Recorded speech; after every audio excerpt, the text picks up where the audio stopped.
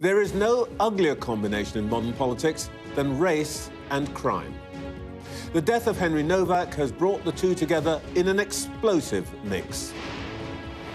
The family of the murdered teenager pleaded with politicians to avoid turning the murder into a scramble for partisan advantage.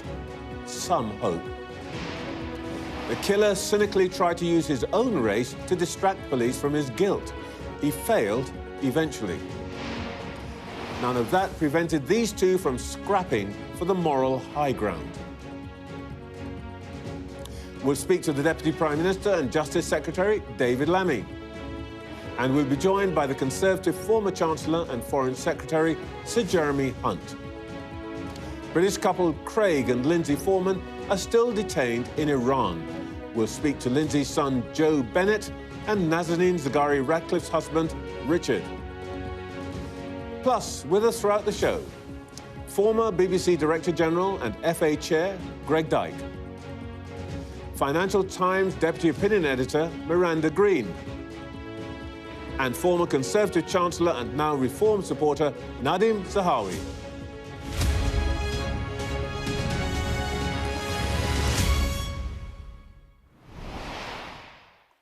Welcome to Sunday Morning with Trevor Phillips. I imagine the most painful of human experiences is for a parent to lay their own child to rest. Lucy Ross and Mark Nowak live with the memory of having had to do that less than 6 months ago. But I hope they'll understand why we need to dwell on the political response to their family's tragedy. I doubt that many people need instructions from Mr. Vance, Mr. Farage or Sir Keir Starmer to know how to react. Nobody wants the violence we saw on the streets of Southampton. As it happens, I doubt that the thugs and idiots involved have that much time for any of them. But for my part, I do feel anger. I do feel fury. And yes, I do feel rage. Anger because Henry's death was deliberately caused by a vicious killer who then callously filmed the teenager's suffering with his own phone. Fury because the murderer fabricated the lie that he had been racially abused to try to mask the crime. His cynicism risks turning the clock back on decades of improvement in race relations and throws suspicion on any person of colour who says they have been racially abused. And most of all, rage, because in my own career as an investigator in journalism, politics and public service, again and again I have seen misjudgments about people based on their race lead to a young life being cut short. 3 examples. In 1992, a young man called Leon Patterson, who I had previously interviewed when he was a teenager, was found dead, lying naked in his own faeces on the concrete floor of a police cell in Manchester, with 32 wounds to his body. Our investigation concluded that the neglect was largely based on racial stereotypes by police and doctors about his behaviour. No one has ever been charged. In February 2000, 8-year-old Victoria Clambier was tortured and murdered by her supposed carers. Her post-mortem revealed 128 separate injuries. A subsequent judge-led inquiry said that on more than a dozen occasions, social workers had failed to intervene because they feared accusations of racism. 3 years later, as head of the Commission for Racial Equality, my very first report was into the murder of 19-year-old Zahid Mubarak on the last night of his 90-day sentence for drugs offences. He had never been in prison before. At 3:35 a.m., his cellmate, a known racist psychopath who should never have been in that cell, took a table leg, battered Mubarak to death, and then painted a swastika on the wall. I could go on. The point I want to make is this. I feel rage that these young people died when they didn't have to. And I feel the same about the death of Henry Nowak. Our equality laws should protect anyone who faces maltreatment because of their race, whatever that race is. The rules that apply to Leon, Victoria, Zahid and others ought to apply in exactly the same way to Henry. To be clear, our equality laws are not anti-white. They are anti-discrimination. So, Prime Minister, Kemi Badenoch, Nigel Farage, anyone else, please stop telling me how to feel. I don't need a politician of any colour, personal or ideological, to be telling me where, when and whether I should feel rage or anything else. Perhaps you should all focus on doing your job, to provide the nation with decent, competent public services. Though I really don't get why you aren't as mad as hell at the tragedy of Henry Nowak. The Deputy Prime Minister and Justice Secretary David Lammy spoke to us a little earlier. David Lammy, what were your feelings as you watched the death of Henry Nowak? Trevor, many years ago, I was out with police in Camden when a young man was stabbed. And I remember standing alongside him and, in a sense, seeing that footage of Henry Nowak at the end of his life was deeply, deeply traumatic. I thought of my own sons around the same age. It brought back memories of George Floyd, of Stephen Lawrence. It was so painful, so harrowing, so horrendous, and my heart goes out to that family for the grace and dignity with which they are now having to conduct their lives, sort of in the full lights, basically, of not just UK attention on this, but now global attention on this desperate, desperate tragedy. You and I have spent a lot of our professional careers trying to make sure that race doesn't become a burden on people's lives. The killer of Henry Nowak and his accomplices used their race as a way of trying to deflect suspicion from their crime. How did you feel when you heard that? Sickened. They lied. And in the end, what they breached was Henry's respect, the human dignity of life.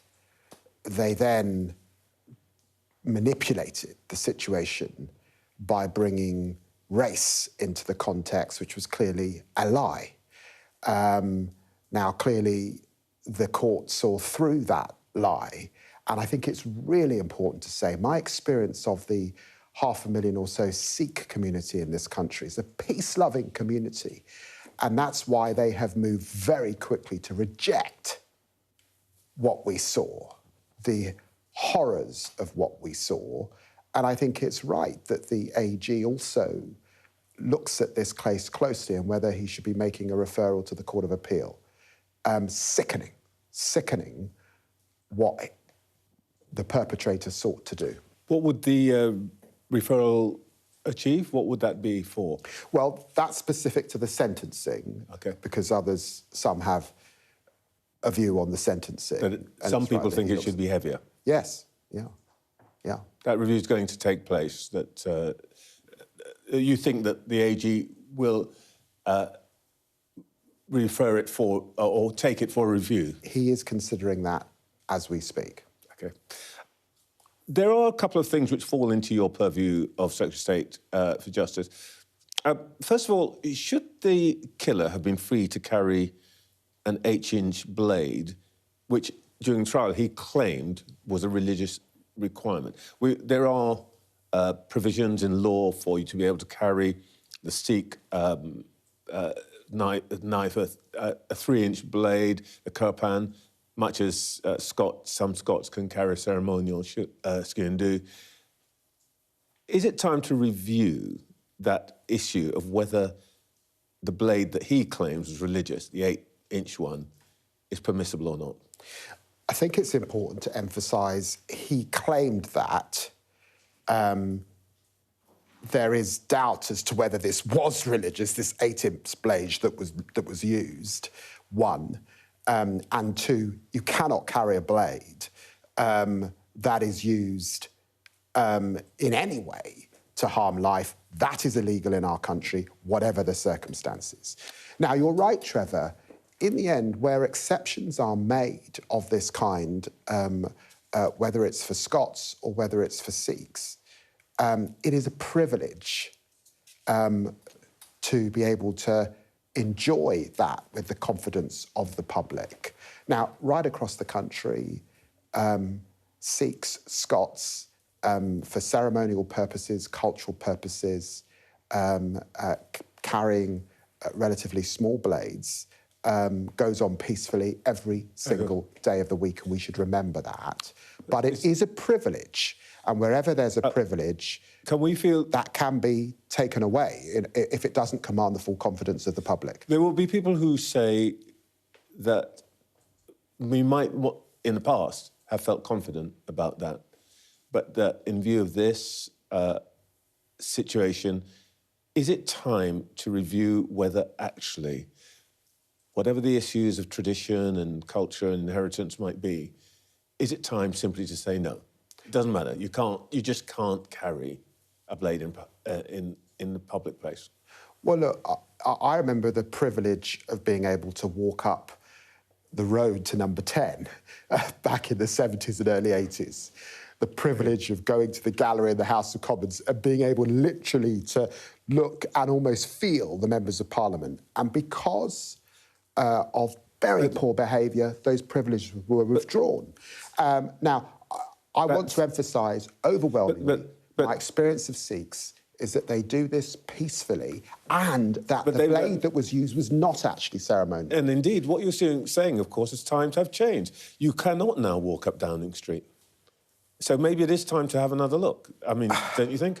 Of course, in relation to all of this, there will be a full and proper review. But I just want to emphasise the peace-loving nature of the Sikh community, who are overwhelmingly a tribute to our country.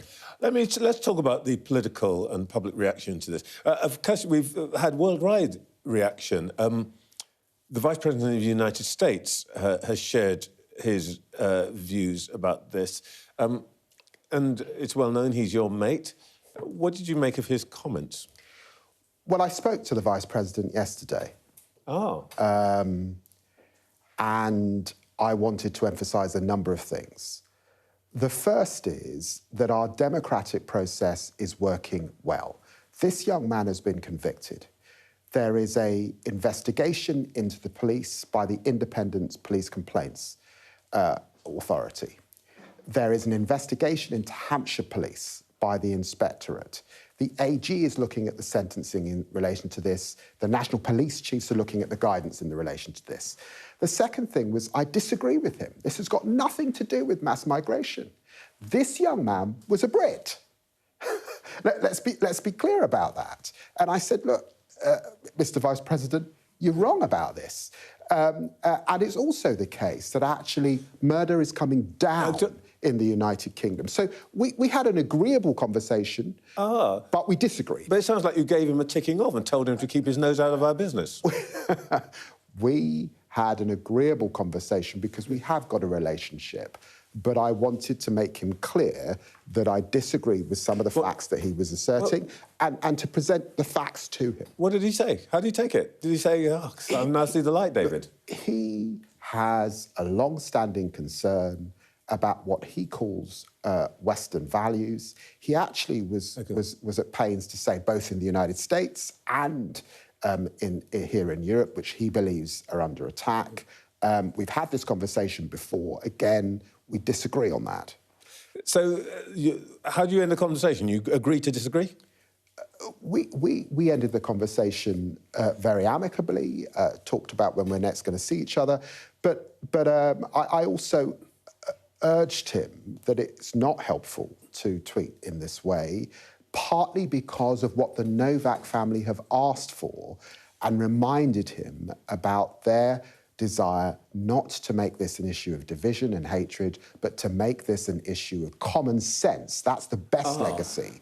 Well, this is very interesting, because actually you're basically telling the Vice President of the United States, we're friends, but you don't really know what you're talking about when it comes to our country. Well, let me play you something.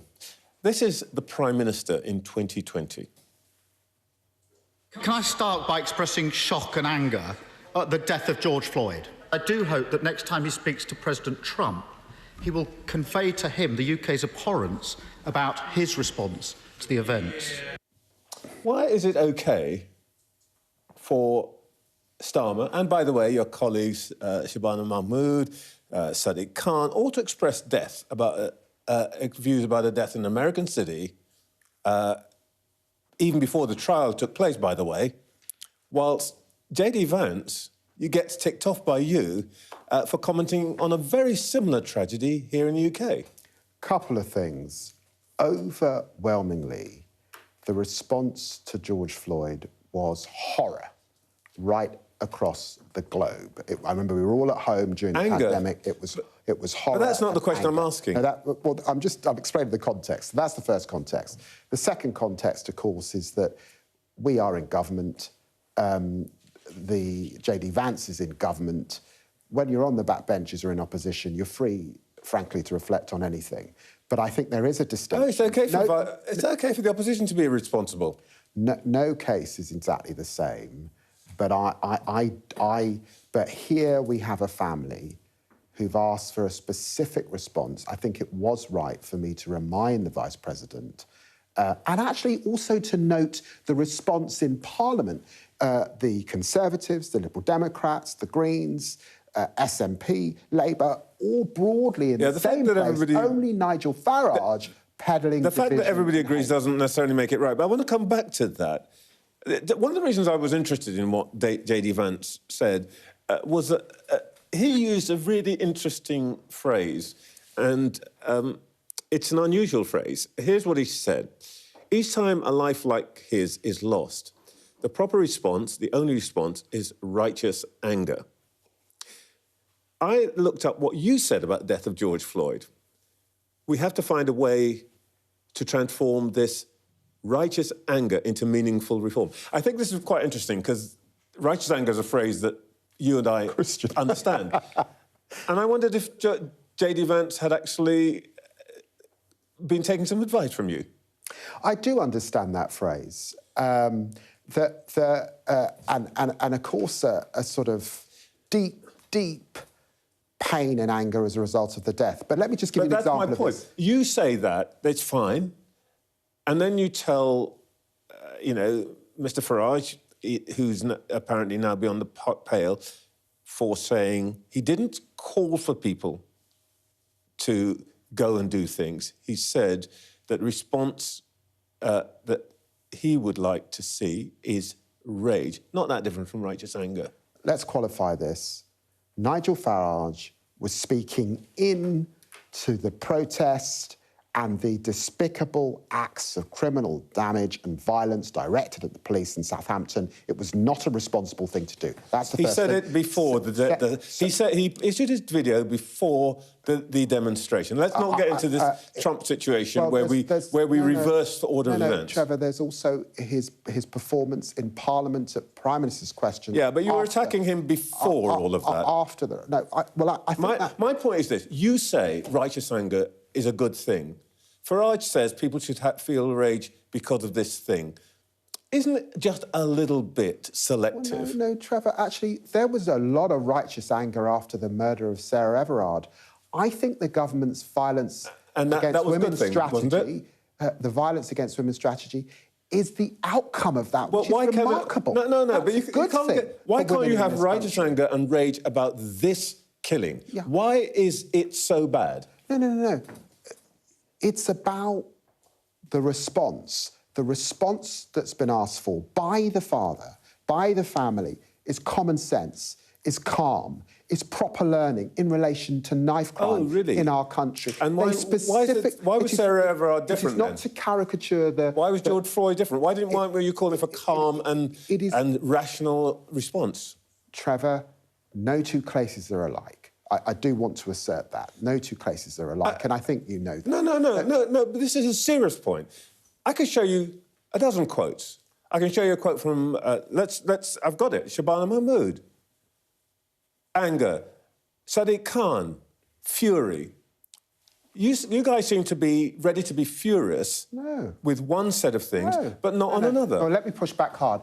Of course I'm angry, upset, deeply troubled that this young man has lost his life as a human being. That's got nothing to do with the colour of his skin. He died horrendously. Well, then don't tell other people they shouldn't feel rage. No. Don't tell other people they shouldn't feel rage if you do, which I think, by the way, is the right response. Yeah, of course it is, but then the responsible thing is the action that flows from that. That's what happened after the murder of Sarah Everard. That's what can happen here. That's why the inquiry is taking place. It is not to ask people to take to the streets, to damage, to go after the police. Nobody's done that. That is not responsible. Who told people to go on the streets and damage? Look, name names. If you're going to make that accusation, make the accusation. As I've just said, there was a big distinction in Parliament last week against both the Conservatives, Liberal Democrats and the Labour Party, and the way that Nigel Farage and Reform sought to pursue this subject, using the sorts of language and evoking, frankly, a similarity with Tommy Robinson. That's the point I'm making. OK, we could talk about this all day, and I hope we will talk further. Just very quickly, Mr Hexter said yesterday that these days European beaches are being stormed by, I'm quoting here, dangerous ideologies carried by men and boats. Is he right? Well, look, of course, if you're coming here illegally, and of course, I'm very pleased that all the effort has brought down the numbers coming here on small boats. I think Shabana Mahmood has done an outstanding job, and Yvette Cooper before her. Some of those... But is Hexeth right or wrong? Some of those are coming with attitudes, context, that, of course, we've got to interrogate to ensure that they can't commit harm in our country. And that's part of what I do as Secretary of State for Justice. OK, let's perhaps move on to something slightly, might be less contentious between us. The family of George and Lindsay Foreman, who remain in an Iranian jail after 18 months, say that they feel the Foreign Office hasn't explored all the possible avenues that could speed up their release. One particular thing they've raised is that you, as Minister or Secretary of State for Justice, could authorise deportation of a particular prisoner, an Iranian prisoner, as a gesture to the Iranians. You know who I'm talking about. Would you consider that? Let me start by saying, of course, they were detained whilst I was Foreign Secretary. I know that the current Foreign Secretary, Yvette Cooper, has met with the family. The Middle East Minister met with the family last month. The ambassador is engaged, obviously, both in Iran and with the family as well. I saw the coverage of Joe, their son, deeply heartrending. Bennett, who will appear on this programme later. The situation they find themselves in. You are correct. Those arrangements can be made. It would not be right for me to comment on the particularity, because it would undermine the discussions that we're having with the Iranians. And I remember as Foreign Secretary being engaged in detailed discussions with Iranian and raising this particular case, in fact. So I won't go into the detail. But of course, arrangements can be made of that kind. But the specifics on this would not be right, and I'm not sure, from what I've heard, that this is credible.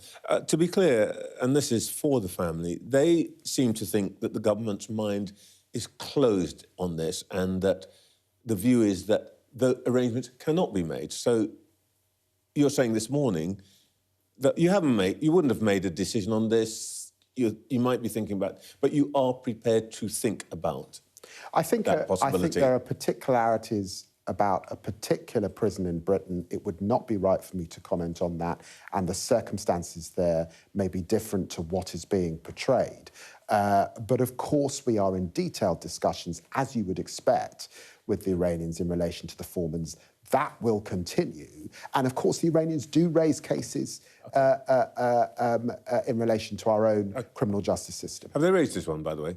They raise cases in relation to our criminal justice system. Just very last question. Obviously, I can't let you leave the studio without pointing out that Mr Burnham has made it clear that he'll be running for the leadership if he wins in Makerfield.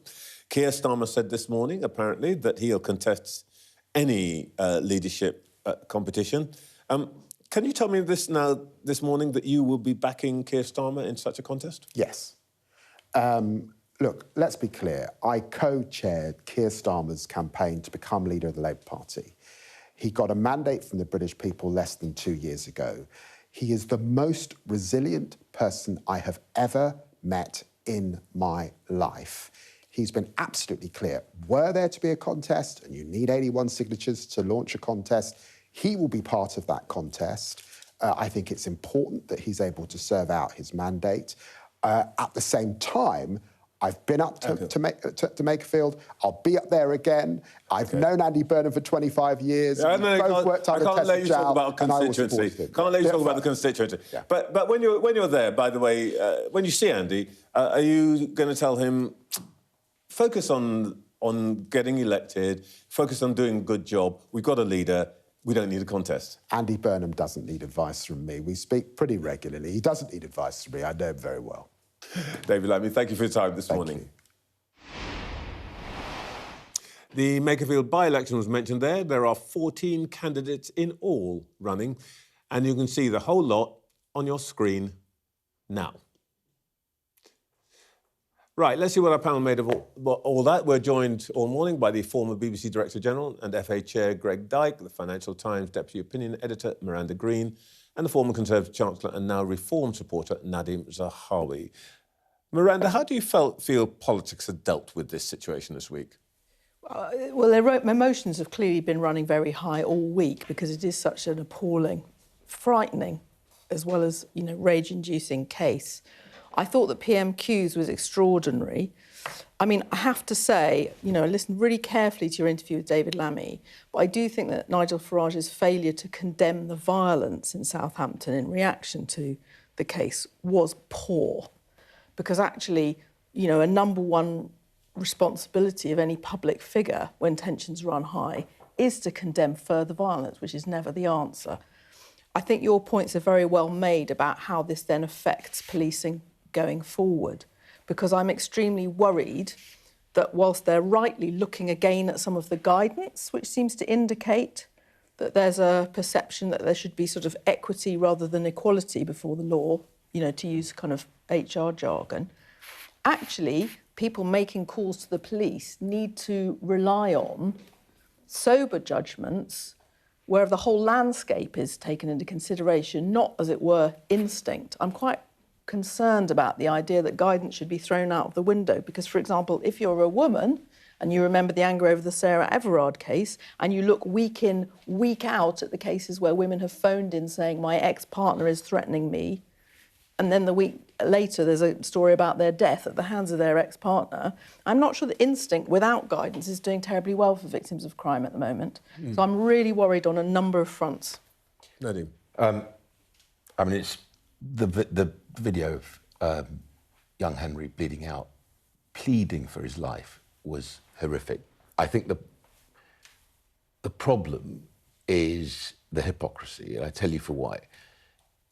It's far easier for politicians when there's been a murder of a black or a brown man, of a woman, to engage in the rage and anger and not necessarily condemn. You remember there were violent protests, riots, when George Floyd was wrongly killed. All this sort of deflection activity, which I think what you were referring to in your opening piece, rather than actually dealing with the real issue, which is the police got this badly wrong. Why did they get it wrong? What is going on inside, whether it's Hampshire Police Force or other institutions around looking the other way because someone of a particular colour may accuse them of racism, is a deep problem that we should confront. You've done it throughout your career and when asked to do it by government. And I just think for Labour, it's sort of too easy because they were able to engage in sort of ethno-politics when it came to sort of, the Muslim vote or whatever other ethnicity. But when it comes to a white boy who's lost his life because of incompetence, it's easier to attack Nigel Farage rather than saying, hold on a second, what happened? How can this be allowed to happen? Why did it happen? Are we getting some of this stuff wrong? And I just think that's where people feel anger and rage. And it's almost too easy to say, by the way, and this is actually another bit I think we get wrong here, is let's have lots of inquiries, because what it does, it just numbs the senses. People think this will just be kicked into the long grass, Nadim, years and years, and nothing happens. How do you respond to Miranda's point that Mr Farage, even when asked, did not have anything to say about what happened in Southampton? Look, I think any form of violence, I condemned it when it happened during the George Floyd stuff. You condemn it now. That's completely wrong. I just think it's hypocritical and deflection activity when the sort of mainstream parties turn on Nigel, because it's too easy. It's much harder to deal with the real problem, which is what you have absolutely shone a light on this morning, which is to say, why can't we be enraged because a white boy bled out on an English street? Greg? Well, I think that you must be careful, because you implied that if the police had acted differently, this boy wouldn't have died, whereas I think everybody thinks the boy would have died. Well, no, hold on a second. If the police had acted faster to call an ambulance, not handcuff him, maybe he would have stood a chance. You don't know that, Greg. No, right? But I don't. So far, everyone is not saying that. Yep. They are saying that this boy... We don't know. The IOPC will do its investigation. Yes, correct. I think we shouldn't get too far into the particulars of the moment. I agree with you. My point being is, why is it so difficult to talk about what we're really thinking boy? about? What we're really talking about is a political reaction here. Yes, it's also interesting in the sense that if there weren't body cams these days, which there are, this would have passed by. Yeah. It was only when we all saw that appalling moment that we all thought, God, surely. Now, I'd hate to think this happens more often, but I'm not sure I agree that. I think it's a very difficult issue for politicians, and I don't think it's a straightforward position where it's just you can condemn what you saw. You can say how terrible it was. You can say, when we're all, most of us are parents, we could all say how terrible it would be if it was your child. I think after that, you've almost... I don't know what you want to... I mean, from your bit of the question I'm asking, Greg... What did you want the Prime Minister to actually say? Well, I don't want the Prime Minister to tell me not to be angry. Correct. Oh, well, yeah, no... Well, which he has spent the whole week doing.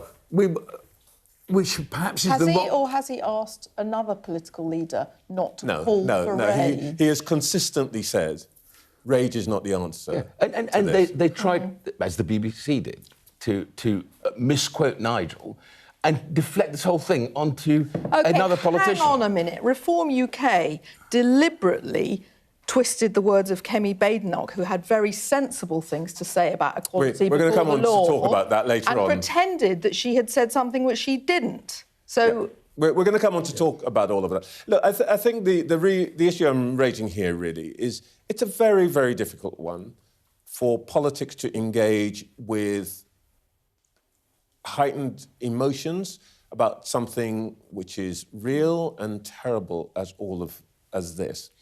But in a way, I think the question for a programme like ours and the conversation that we have is actually that is what political leadership should be about. I mean, people talk this week about Blair and the death of Diana and so on and so forth.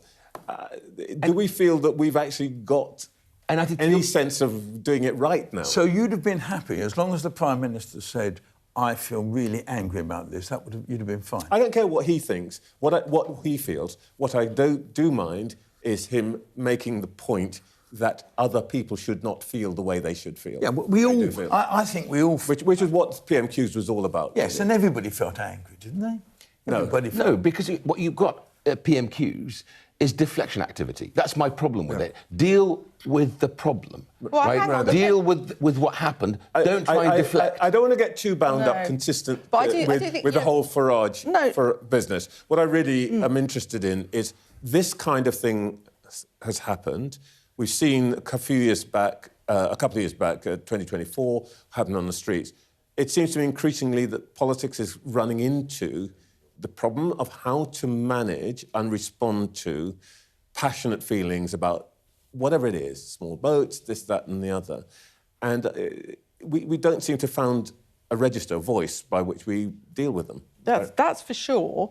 And I think that's to do with a very serious downward trend in trust in our institutions as a whole, including the police.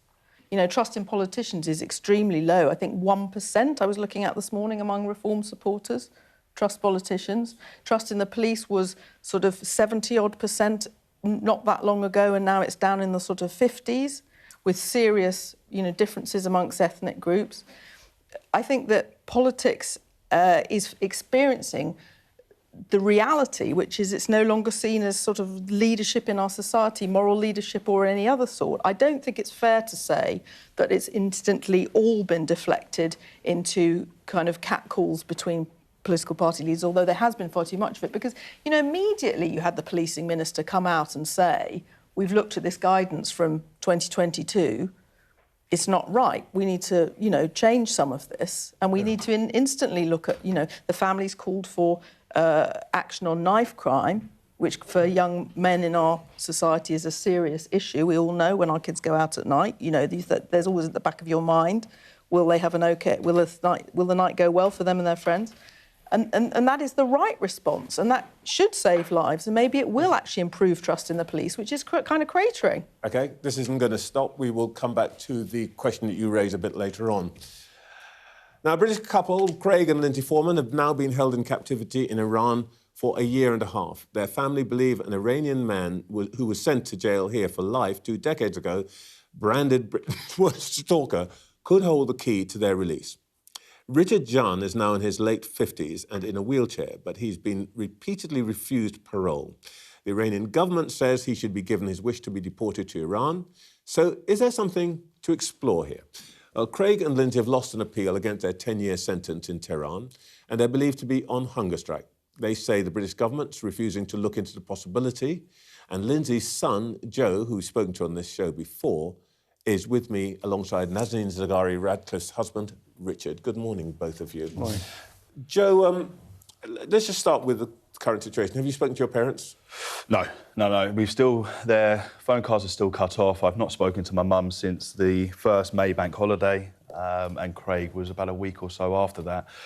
We get very fractured information through from lawyers, from family members of detainees, but direct contact has been completely cut off at the moment. What do we know of their condition right now? It's getting to the worrying stage. Craig's 4 weeks into a hunger strike. My mum's about 10 days behind him. Your mum is on hunger strike too? They're both on hunger strike currently, yeah. But we're hearing that whilst in good enough spirits, it is getting to that stage that health starts deteriorating. We're worried for them, naturally, being on a hunger strike and not being able to endure what they need to, right, and having the strength to fight. That's where my concern is, which is why we're really pushing now for, since the embassy's returned, to get a welfare visit just to check that they are both as good as can be. What is the Foreign Office telling you? Well, they're trying to get in to see them, first and foremost. There seems to be communication back up, which we were told there wasn't, but communication with Iranian counterparts. We were told that there was a meeting in the offing for last week. It didn't materialise, so we're now trying to push to get it seen this week coming. And that they're, at the moment, open, is what they've told me, to trying to find a solution, which is why, you know, with what's being reported, we're trying to sort of press on that. David Lammy, when I spoke to him this morning, said something which slightly surprised me. The position of the Foreign Office up until now has been that there can be no relationship between what the Ministry of Justice does with or for a prisoner here, this man, Richard John, and the position of your parents. But I noticed he very carefully did not say that. Do you think that there might be some shift in the way that we're looking at this now as a country? I mean, I've got to hope that that's the case, yeah, for sure. I hope that a shift does come in how we're approaching this, because, you know, this has been materialised and on the table for 6 months. And I think the question that we wanted to ask as a family is, you know, if this isn't the solution or a proposed solution, why not? I think that's very important, because we were talking, you know, anything can be done in theory, but it's been a long time coming where I think it gets the attention it warrants and the conversation to be had. At least we can either get a proposed path to their release or closure that this isn't the solution. Well, what's the next thing we're going to look at? I'll put this to both of you. David Lammy said this morning, arrangements can be made. Does that feel like there's a possibility that hope of something? Again, we've got to hope. I think Richard's probably in a better place to answer that, because... Richard, what did you make of that? Yeah, I thought that was very hopeful.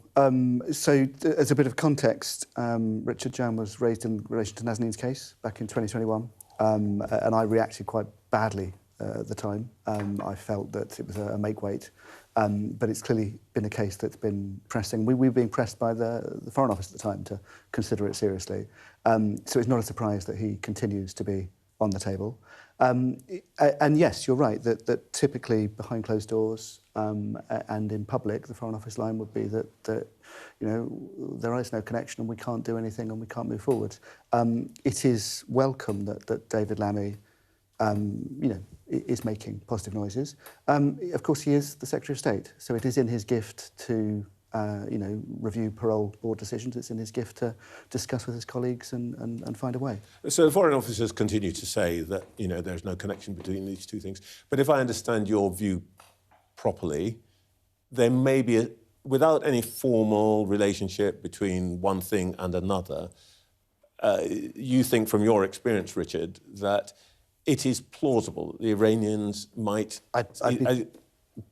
consider an act of goodwill would release them to do something for Joe's parents? So I've seen Richard John be linked to 4 different hostage cases now.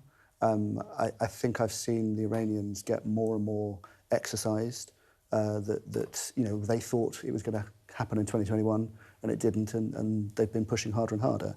I think there's no doubt that there's a linkage. And I think it is irresponsible on the part of the government to pretend that away. It is nice that David Lammy has taken the position he has.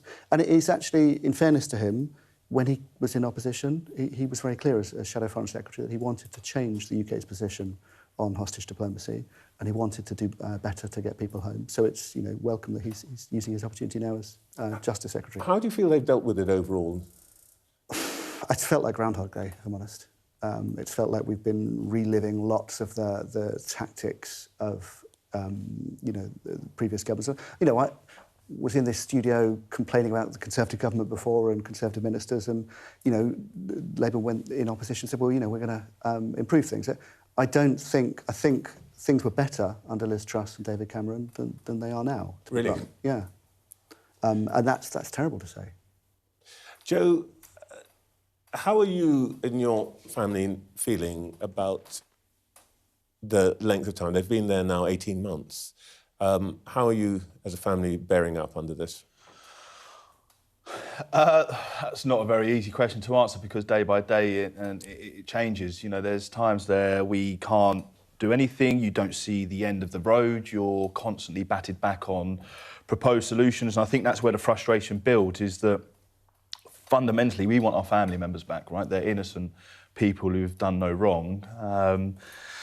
So it's difficult when there's reluctance to explore opportunities. That's what hurts the most, when it's so quickly dismissed. You know, it's almost flippant when these stories, these solutions, whatever you want to call them, come to light. You know, they're very, very quick to dismiss it and say, no, that's not going to be the solution. We'd be very surprised if that's going to help.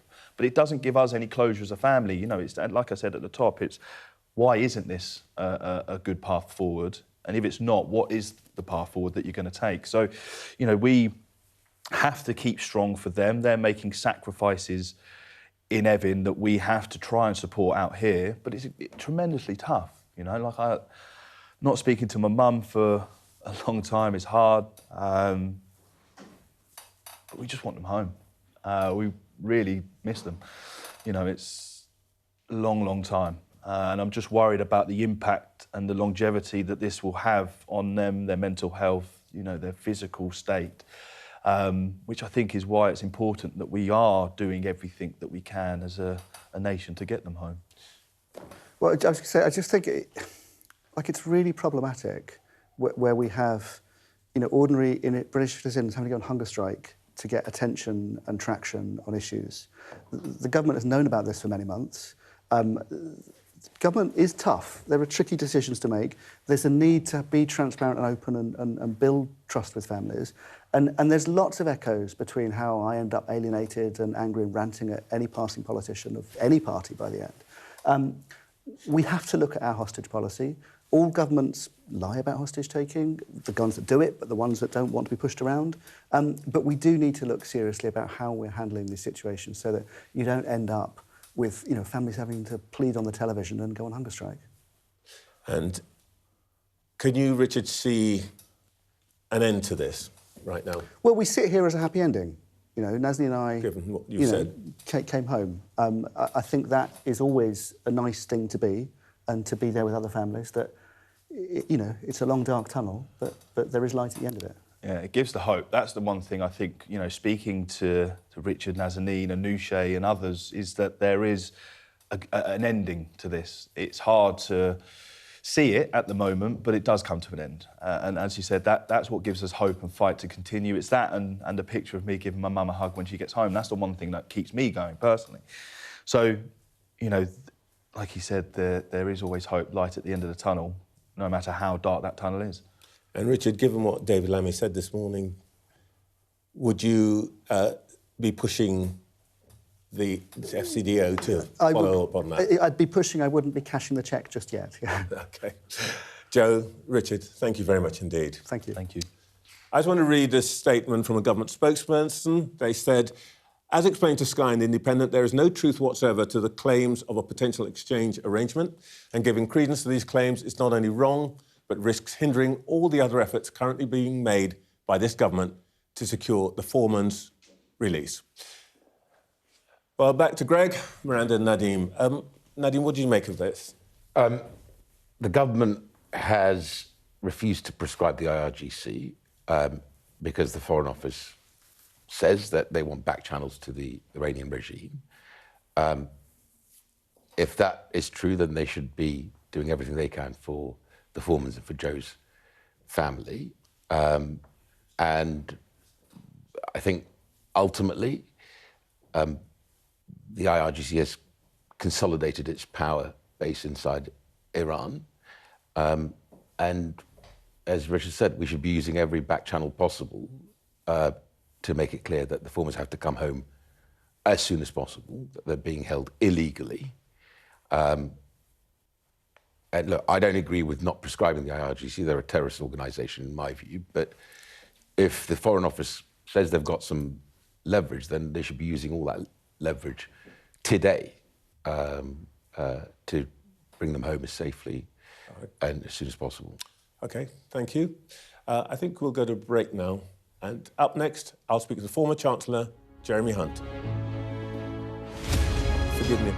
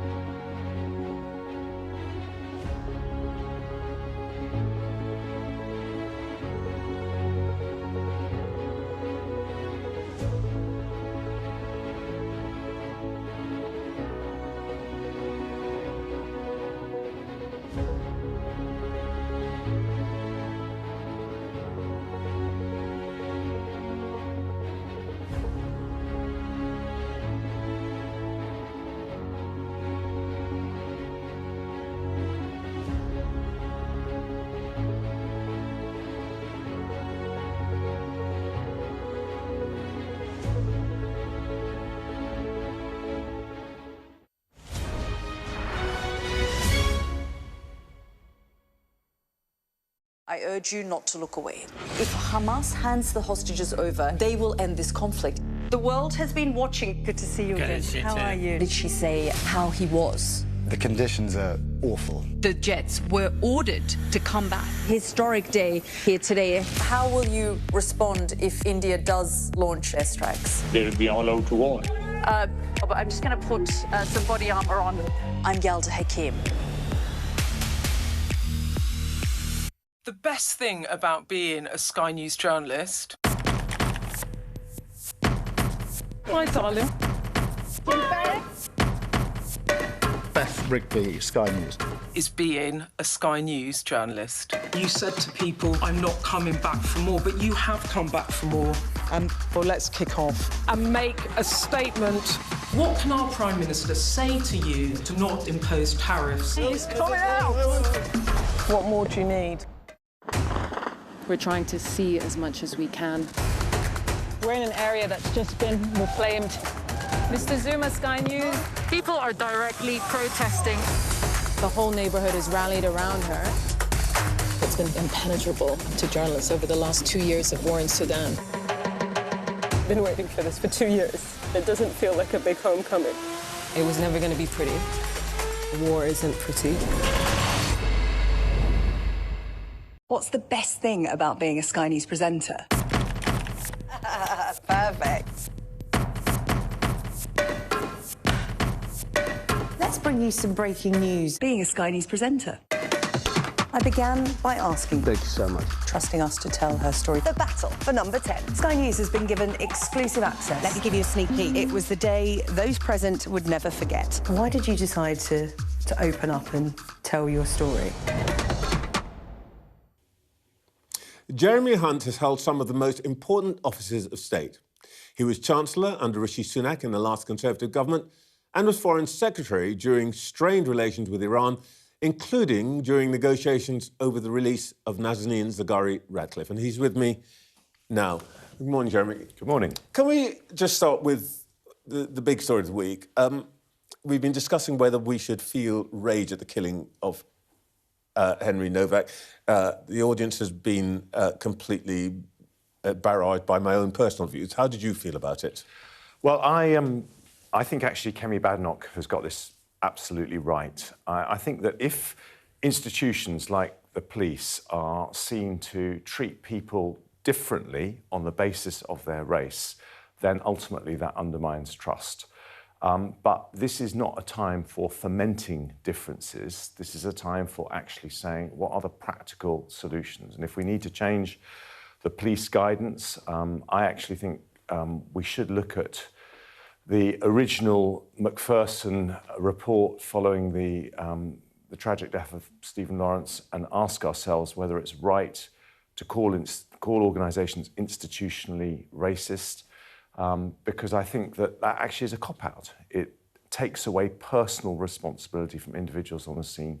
But most of all, as we are very, very careful about our language, we also need to make sure that people have confidence that they are going to be treated equally under the law. Well, of course, there's a slight paradox here, isn't there, that you could imagine police officers going into a situation 30 years ago, when I started reporting these incidents, they would have gone into with a sort of thing in their mind that said the person of colour must be at fault. Now, actually, and in a way it's a mark of success, they go into that situation thinking that typically, actually the opposite is true, and statistically that's probably true.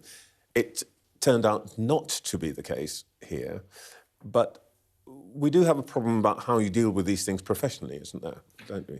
There is. I mean, I was talking to a police officer a couple of days ago who said, look, you can make lots of different mistakes in this job, but the one thing that will get you out on your ear and fired immediately is if you are accused of racism or found guilty of racism. And so that has become elevated in people's minds as the thing they are most scared of. And it's absolutely right that police look at all the evidence which by the way, is the point that, and I hate to say it to you, Mr Farage is making.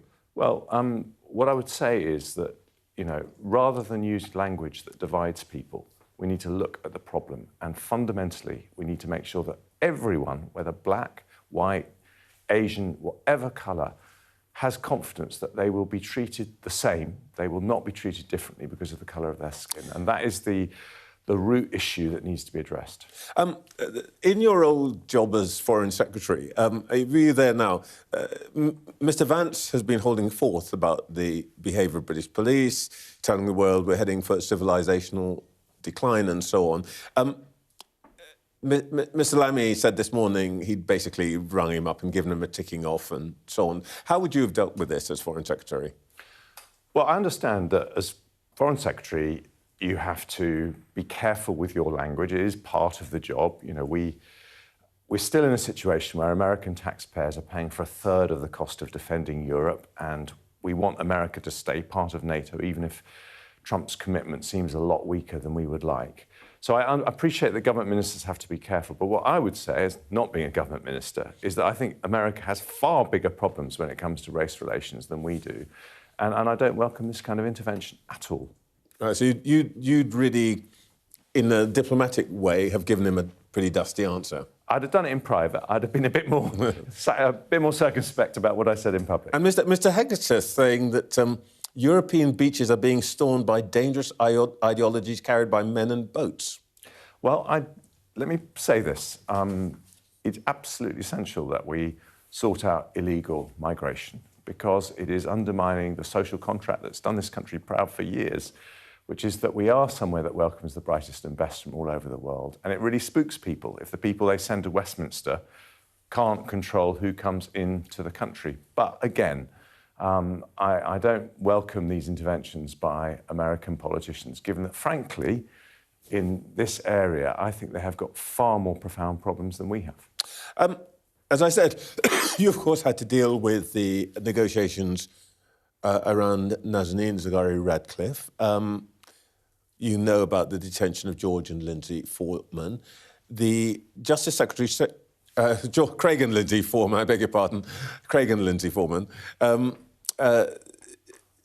Mr Lammy said this morning, slightly surprised me, that the idea that there might be some action in relation to an Iranian prison here, which could have some influence, which the Iranians want. They want him home. He was open to that. I was slightly surprised by that. Do you have a view about how these things ought to be managed, given your experience with Ratcliffe? Well, I think they are very finely balanced, because it's absolutely right that the British state should be busting a gut, doing everything it possibly can to get Craig and Lindsay home. But obviously what you don't want to do is something that leads to the next person being illegally detained by the Iranians. So you have to be careful that you don't reward the kind of absolutely despicable behaviour that we're seeing from Iran, one of the very few governments in the world that will arbitrarily detain an innocent person as a tool of diplomatic leverage. It's a kind of 18th or 19th century thing that used to happen that thankfully has largely stopped in the modern world, but Iran is one of the few countries that do it. But if there is a way within the law, because we do send prisoners home to their own countries if they're foreign nationals, if there's a way within the law that we can do that, that can expedite the release, then obviously we should look at it. Richard Ratcliffe, of course, has been through all of this, and he is advising the Foremans. He said he thought that he should pursue this. Has he got a hope? Well, there's always hope. And, you know, Richard Ratcliffe, by the way, one of the most formidable, remarkable campaignors I ever met. When I was Foreign Secretary, the Foreign Office actually advised me not to meet him. They thought he was a troublemaker and he was sort of kicking up too much fuss, even though his wife happened to be, you know, illegally imprisoned. And Richard and Nazanin between them are two unbelievably brave people. So I think if he's got Richard rooting for him, then I think you know, the Foreman family are in very good hands. Let's turn to your new book, which I see accidentally has appeared on the desk before me. Can We Be Rich Again? You left the government after being Chancellor. This morning, Chief Economist of the IMF says that a UK debt crisis is more likely than not before the end of the debt. And I think we need to talk about it a lot more than we actually do. You know, when I became Chancellor, we had 350 billion quid of extra COVID debt. We had inflation at 11%. The economy heading into recession. And I had no background in economics. So in a way, this is the book I wish someone had given me on the day that I started. But I am actually an optimist about this country. And I think we've got a lot more going for us than Brits commonly believe. And I'll just give you one statistic that I think would surprise a lot of your viewers this morning, Trevor. By 2030, according to the Centre for Economics and Business Research, the UK will overtake Japan to become the 5th largest economy in the world. And that is not to say that we don't have lots of very, very profound difficulties, but I sometimes think we forget that other countries also have difficulties but Jeremy, as well. that is partly because Japan is an old and, I won't say dying, but it is not the Japan of the 1980s and 90s. But that is my point. And, you know, over the last 15 years, we've grown faster, not just than Japan, but France, Italy, Germany, lots of other countries. And, you know, if you were to believe all the doom and gloom you would see, we wouldn't be rising to being the 5th largest in the world, we'd be falling to being the 25th largest in the world. And so, look, all the problems that we have, and I think the one that really stands out as being the biggest quick win for, if we have a new Chancellor this year, for a new Chancellor or a new Prime Minister, is welfare reform. You imagine such a thing happening? I think it might just, but who knows, you know. But it's welfare reform, because people we park on welfare, it's better for them if we treat their mental illness rather than park them on welfare, which will probably make it worse. It's better for the economy, it's better for the Chancellor, and I think that is just a really big opportunity. I won't pretend to have read the whole book. I've read the beginning and at the end, the introduction and the conclusion. And you're right, I was quite struck by your optimistic tone.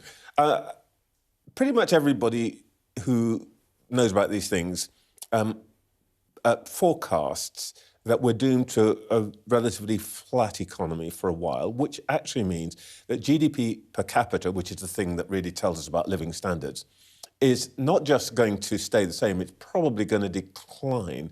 I mean, that's not a kind of happy, optimistic future, is it? It's not. I think, actually, this is the kind of paradox. As a country, we are getting richer. And actually, even since we've been in this kind of low-growth trap, where we've been bumping along at 0.5%, 1% growth, since 2010, our GDP per head has gone up by about 15%. But no one feels rich. And when you and I were growing up and GDP was growing at 2 to 3% a year, basically our GDP was doubling every 30 years. And we knew that we would be richer than our parents and a lot richer than our grandparents.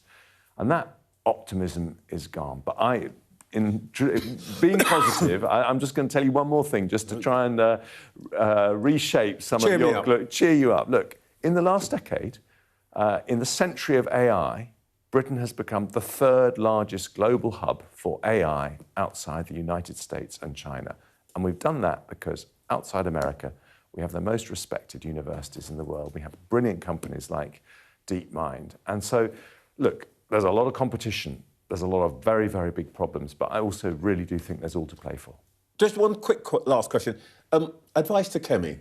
Her problem is the kinds of things you're talking about are not top of the agenda at the moment. There's war abroad, there's immigration, all that at home. How does she wants to be on this economic agenda, because that typically favours the Tories. How does she get the agenda back on that issue? She doesn't need my advice. I actually think she's doing very well. I don't think you can engineer what the public care about, but what I've noticed over the last 2 years is that people are caring more and more about the economy. I mean, look at the stories in this morning's paper about, 10% of graduates from our top universities want to move abroad to get a job because they are struggling to get a job in the UK. So I think parents with children at university are really asking which is the party that is going to bite the bullet on the tough and difficult decisions the economy needs.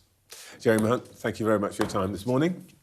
And next, we will look at the controversy over reforms attacked on Kemi Badenoch this week.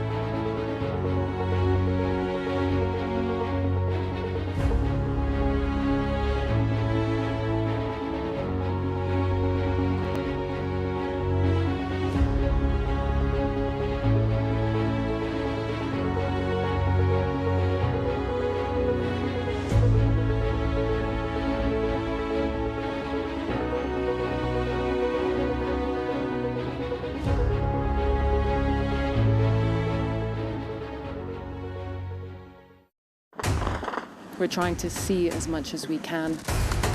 We're in an area that's just been reclaimed. Mr. Zuma, Sky News. People are directly protesting. The whole neighborhood is rallied around her.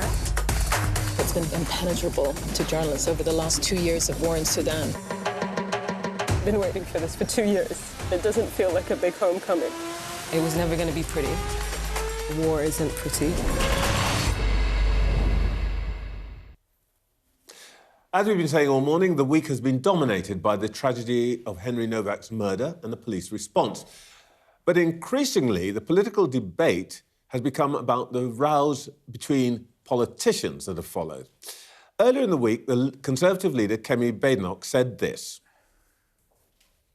I have said that we need to find what we have in common, not what separates us. I don't want to hear about Black Lives Matter. I don't want to hear about White Lives Matter. We all matter. Enough of this nonsense where we keep... But then Reform put out an advert that selectively took some of those words out of context and compared them to what she said during the Black Lives Matter movement. And you can see that advert here. Now, Nadine Zahawi was a Conservative cabinet minister, now left for Reform. Now, Nadine. Yeah. I assume you would condemn that advert. That's pretty unfair, isn't it? Look, I said it earlier in the programme. It's far easier for politicians to engage in ethno-politics. In 2020, it was easy for Kemi you said that before, so you don't need to say it again. I know, but is somebody getting sacked for this? In 2020, she said Black lives do matter. Now, in 2026, she says, I don't care about Black Lives Matter or White Lives Matter. Why? Because she finds it hard to talk about a white boy who bled out on the street. You are doing what you accuse the others of doing, deflecting. Why? Why am I deflecting? Because did she not say this is so clearly a misrepresentation of what she said. Right, but did she not say that Black lives do matter on, I think it was 7th of June 2020, right, on George Floyd's death? But today, she's changed her mind. I don't have a problem with that. No, she hasn't changed. She has not changed her mind. Well, she said Black Lives Matter in the context of a particular event. Yep. She says today, I do not want to hear about the separation between Black Lives Matter and White Lives Matter. All lives matter. Right. There's a contradiction between those two things. Hold on a sec. And I don't have a problem with all lives matter. Absolutely right. But she's saying it in the context of Henry Nowak, who's a white boy, right? Why is it so difficult for politicians to just say, look, this is terrible? Are you telling me you think this is OK? No, what I'm saying to you is... No, I'm asking you about this advert. I want to find out, why did she think that Black Lives Matter... It's your advert, it's not her advert. Are you OK with this advert? It's her words. It's her words, right? Not all of them. No, OK, no, I'll give up. Miranda. No, you can't give up, because that's what she said. Right? Why is it different when it's a white boy that we're all so frightened? No. So frightened. But you're answering a question I have not asked you. This is not you at all. You're doing what all the others do. I want to know. You're inventing your own question and answering it. I would have more respect. You're not answering the question I asked you, which is this a fair representation of what Kemi Badenoch said or not? I would have more respect for Kemi Badenoch if she said, by the way, in 2020, I was wrong. All lives matter. You're still not answering my question. But OK, great. It's taken out of context, isn't it? Absolutely. No, I don't think it's... Bang to rights, sorry. But why is it OK in 2020 to say, Black Lives Matter today, because we're talking about a white boy, right, that all lives matter? You saw the clip. It was a throwaway line in something that was much more profound. And she was answering a question, saying, well, I reject the attempt to separate the interests of two groups in this country. But she didn't reject it in 2020, right? But why would she have to reject it in 2020? Because it was George Floyd and he was black, and it's easier to engage in ethno-politics than it is when it's a white boy. Should she have said Black lives don't matter? No. That's the opposite. No, she could have said all lives matter, but she didn't, right? Well, hashtag politics, guys. No, come on. Listen, what this man said this morning is profound. Why are we finding it so difficult to talk about the callous murder of a white boy, right, when the police got it completely wrong? Why is it so difficult? Why are we suddenly deflecting all this stuff We're not. onto Farage and onto reform. Political Why? advertising is not regulated. That is a problem, right? So we should actually deal with this because politics is now trying to operate in an environment where there's no way of actually challenging that, which is a gross misrepresentation. Greg? Well, it's almost not worth having the debate. I mean, well, look, we're obviously going to disagree. I think you're going to see a lot more like that. Is the truth. That's what politics is becoming. Take a bit, take a small chunk of what somebody has said, distort it and put it into an ad. Or put it through AI. It tells you. I mean, it's why I would. But I don't understand why anybody wants to go into politics anymore. But just savaged. Just like the BBC misrepresenting Nigel Farage on what he said about Henry Nowak. And by the way, they owned up. Matt Chorley, who was a presenter, a good friend of ours, put out a statement saying, I misrepresented Nigel Farage, and I'm sorry I did it.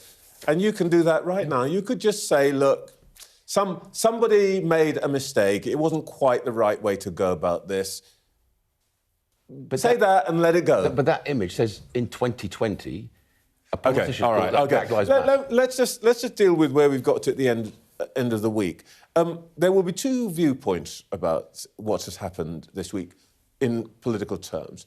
It's quite clear that Prime Minister and to some extent Kemi Badenoch decided that between them they were going to try to isolate Mr Farage, and that's what happened in the way that PMQs was conducted.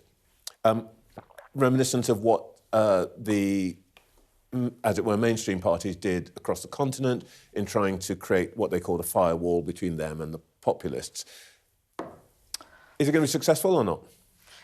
Well, I think structurally what's happened is that the Conservative Party was always a very effective firewall against opinions and movements further to the right in this country.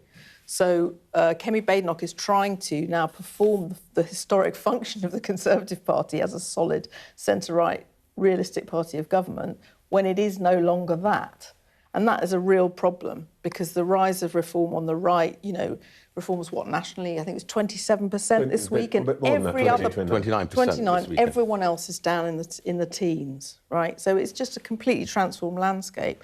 But Nigel Farage, of course, as we know, has now got another problem even to his right with Rupert Lowe's Restore, which is looking way too healthy in the crucial by-election in the Greater Manchester area for comfort. And so we've now got a competition for airtime, for outrage on the right, and it's very hard for the Conservative Party to continue to perform that function as a kind of cordon sanitaire against the right. And because of first past the post, I think we've been really complacent in this country in thinking that would always be there. Greg? Well, we've almost... I mean, I was talking to the leader of where I live in London Borough of Richmond the other day, and he was saying the real story in Richmond is actually the complete disappearance of the Conservative Party. Yeah. It's a one-party state. The Lib Dem jackboot is on the neck of the people of Richmond. It's amazing that the Conservative Party, who ran that council 8 years ago, have disappeared. And it seems to me, in the politics that we're discussing, no one's talking about that. That actually the Conservative Party is being wiped out. OK, got to go to a break. In just a moment, we'll hear once again from our panel. People that pod together, they have a little hive brain going on. They've not had a good week. I've had a good week. There's a teaser there, a teaser. Oof. OK, nothing to see here. Drama over. Full stop. Anyway, we'll get to that. She will be mortified. Because she's the first female chancellor. I popped upstairs, made myself a cheese sandwich, and now I'm with you. Annalise has come dressed in the magenta of electoral dysfunction. Available wherever you get your podcasts. I'm Dominic Waghorn, Sky's International Affairs Editor, covering a world that seems to be unravelling. War, unrest, revolutions. It's not his country, it's ours. They have succeeded for the first time in their country's history in removing a leader from power. No freedom! Sky News, the full story first. More ammunition. This is a mass exodus in which Russia is hemorrhaging some of its brightest and its best. According to the local weather channel, there have been more than 2,500 lightning strikes and flash flooding, all on top of this week's lethal tornado. What stays with you most in this job is some of the people you meet. What is your worst fear about what the Russians want to do to the children? They're just boosting demographics by stealing young people. Would you like to take the opportunity, Mr. President, on Sky News to invite Barack Obama to come here? Mr. Trump, are you running for president? Can you confirm it? We're going to take a look, a very serious look. On that day, we saw your fighters killing women, killing children. Was that a mistake? Did you go too far? You couldn't control your fighters? The full force of the state is being used to crush any protest. Free wherever you get your news. It's half an hour now past the deadline that Hamas issued, and we've now seen a third barrage of rockets coming in. Another alarm. The mood here is jittery and nervous.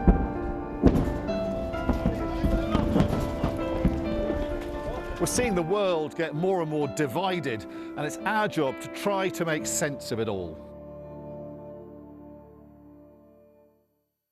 I urge you not to look away.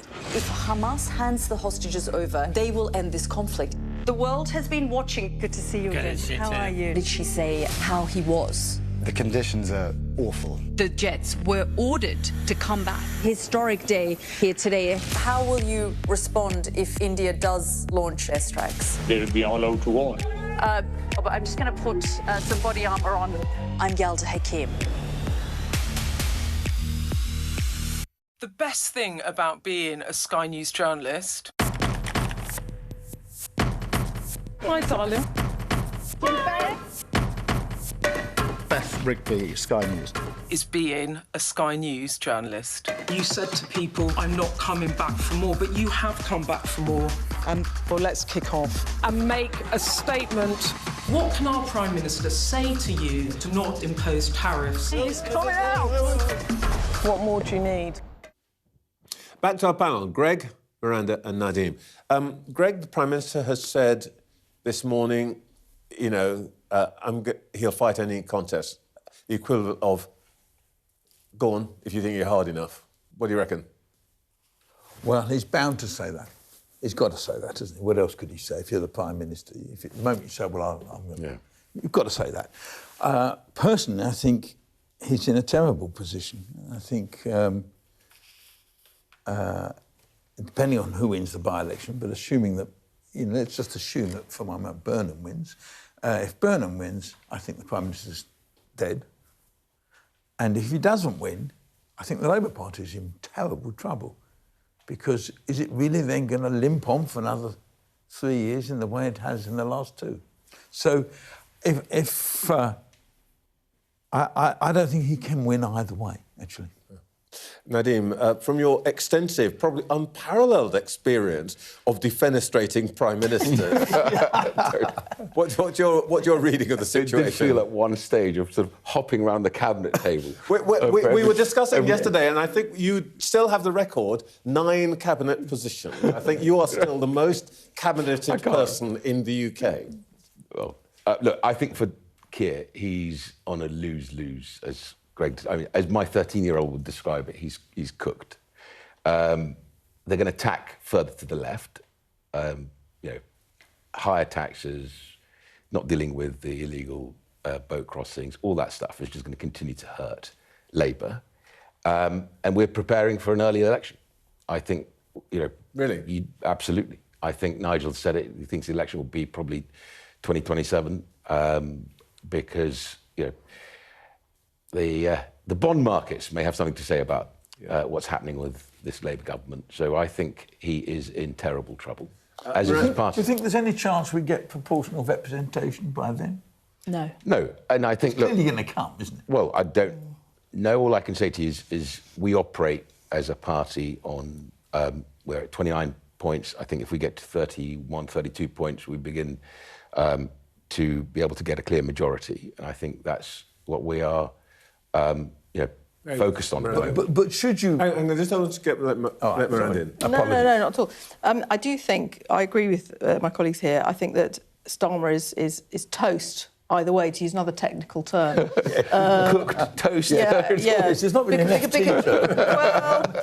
because you know, it's a use case for the Labour Party with the rise of reform and a split vote on the left with the rise of the Greens. I mean, actually, the Greens kind of may not feature as they did in Gorton and Denton, but if Labour cannot win against these, you know, twin threats from either side in a seat like this, then the party is going to, I think, be plunged into such a sort of sense of existential crisis that, you know, all bets are off for the Prime Minister. I'm not necessarily sure about the early election, because if you were a new Prime Minister with reform at this level in the polls, would you do that? I mean, you'd have to really believe that your tiny little honeymoon period as a new Prime Minister was going to stick around long enough for a general election. But it's a relevant point, because actually you've just raised a point about PR, and Nadima's made the point that their strategy is 32%. And this is, I think it's kind of unprecedented in